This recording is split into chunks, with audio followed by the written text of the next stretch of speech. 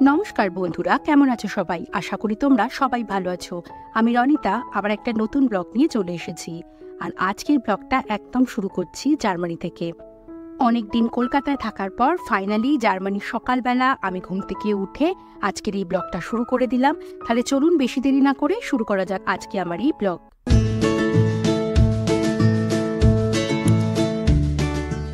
এখন বাজে ওই সকাল 9:30, কিন্তু বাইরে এসে দেখলাম ওয়েদারটা ভীষণই বাজে।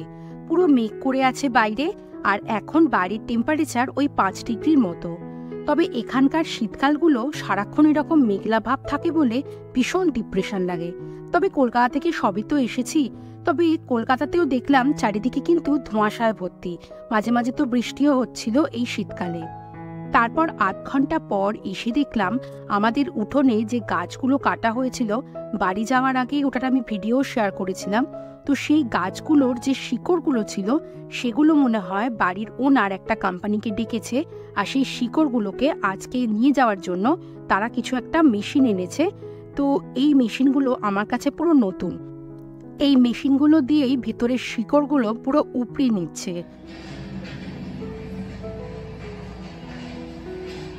দেখতে পাচ্ছেন হালকা হালকা রোদও বেরিয়েছে, যদিও এই রোদটা আর কতক্ষণ।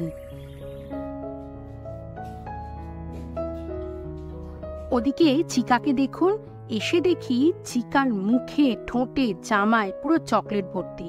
আমার মনে ছিল না যে নাটেলার যে বক্সটা সেটা আমি টেবিলে রেখেছিলাম, আর সেটা টেবিল থেকে পেড়ে নিজেও কিছুটা খেয়েছে, জামায় মেখেছে, মুখে মেখেছে, পুরো একসাথে চারিদিকে চকলেট মাখিয়ে।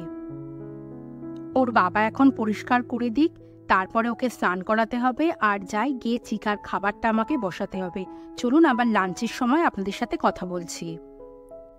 কলকাতা থেকে ফিরে এসে সত্যি বলতে কি আজকে কিন্তু সেইভাবে আমাকে রান্না করতেই হয়নি। ওই চিকার জন্য জাস্ট একটু খাবার বানিয়ে নিয়েছি, কারণ দীপাঞ্জন দেখলাম ফ্রিজে মসুর ডাল আর ঝিঙে পোস্ত বানিয়ে রেখেছিল। তো আমি শুধু ডিম ভাজাটা বানিয়ে নিয়েছিলাম।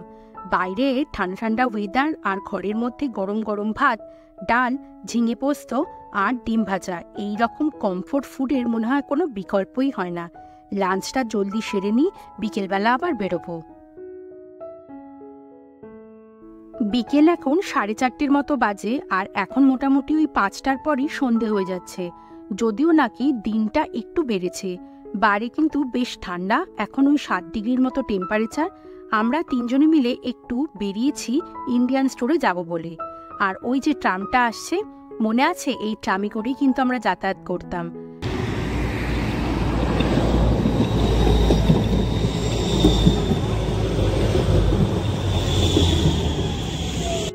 ট্রামটা এসেও গেছে আর উঠেও পড়েছি। আসলে ইন্ডিয়ান স্টোর আজকে যাওয়ার কোনো দরকার ছিল না, একটা কারণেই যাচ্ছি, কুল আনতে। হ্যাঁ, আজ বাদে কাল সরস্বতী পুজো, আর আমরা তো সরস্বতী পুজো করছি, আর সরস্বতী পুজোতে তো কুল লাগবেই। ইন্ডিয়ান স্টোরে সাধারণত দেখেছিলাম কুল অনেক সময় আসে, তো মনে হচ্ছে কুলটা মনে হয় পেয়ে যেতে পারি। আর ইন্ডিয়ান স্টোরে পৌঁছেই আগে ঝটপট চলে গেলাম কুলের সেকশনে, আর গিয়ে দেখি হ্যাঁ কয়েকটা কুল কিন্তু রয়েছে। ঝটপট ওই 7-8টা কুল তুলে নিলাম, আর আপনাদের সাথে আমি একটু শেয়ার করি যে এখানে কুলের কিরকম দাম। আমরা ওই 742 গ্রামের মতো কুল নিয়েছি, আর আমাদের দাম পড়েছে €7.41 মতো, মানে ভারতীয় টাকায় 650 টাকার মতো। মানে এখানে 1 কিলো কুলের দাম মোটামুটি €10, মানে 900 টাকার মতো। কুলের দামটা শুনে আপনাদের খুব অবাক লাগলো তাই না? আমারও কিন্তু খুবই অবাক লাগছিল, কারণ যেহেতু এক্ষুনি কলকাতা থেকে এসেছি, আর কলকাতা থেকে আসার সময় কিন্তু দেখলাম চারিদিকে কুল বিক্রি হচ্ছে। কিন্তু যেহেতু সরস্বতী পুজো, আর কুলগুলো ঠিক সরস্বতী পুজোর আগে খেতে পারি না, মানে এখনও সেই ছোটবেলার মতো সরস্বতী পুজো না হলে কুল খাবো না, ব্যাপারটা তো রয়েছে। আচ্ছা, আপনাদের ওখানে কুলের কত দাম আমাকে কিন্তু কমেন্ট সেকশনে অবশ্যই জানাবেন, আমারও কিন্তু জানতে খুব ইচ্ছা করছে। আর ওদিকে একটা সুপার মার্কেটে ঢুকলাম, আর ঢুকে দেখি এখানে কিন্তু প্রচুর ভ্যালেন্টাইন্স ডের জিনিসপত্র বিক্রি হচ্ছে। গোলাপ তো বিক্রি হচ্ছেই, আর সামনেই এই যে নীল গোলাপের দিকে আমার খুব চোখ পড়ে গেল। নীল গোলাপের এক একটার দাম কত জানেন? €3.5, মানে ধরুন ওই ভারতীয় 300 টাকার মতো। বাপ রে, সবে কলকাতা থেকে এসেছি তো এখন সব কিছুতেই আমি দেখছি 90 দিয়ে গুণ করছি।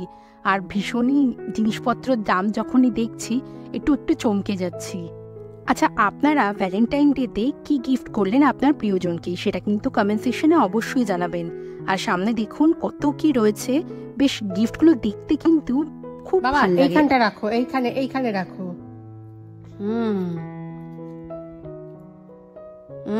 Good boy.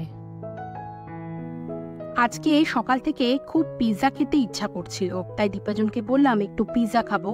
তো ও রাত্রির জন্য পিৎজা অর্ডার করেছিল, আর মনে হলো ও আজকে কিন্তু খুব বড় পিৎজাটা অর্ডার করে ফেলেছে। দুজনের পক্ষে এই এত বড় পিৎজাটা শেষ করা খুব মুশকিল।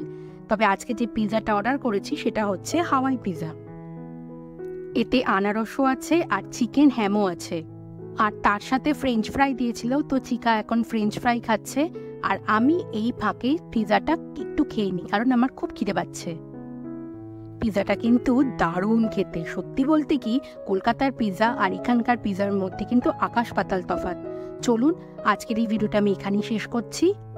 আশা করি এই ভিডিওটা আপনাদের ভালো লেগেছে। ভালো লাগলে প্লিজ একটা লাইক করে দেবেন। ইউটিউব থেকে দেখে থাকলে আমার এই চ্যানেলটাকে সাবস্ক্রাইব করে দেবেন, আর ফেসবুক থেকে দেখে থাকলে আমার এই পেজটাকে ফলো করে দেবেন। তাহলে চলুন, খুব তাড়াতাড়ি দেখা হবে পরবর্তী কোনো ভিডিওতে। ততদিন পর্যন্ত আপনারা সবাই ভালো থাকবেন। বাই।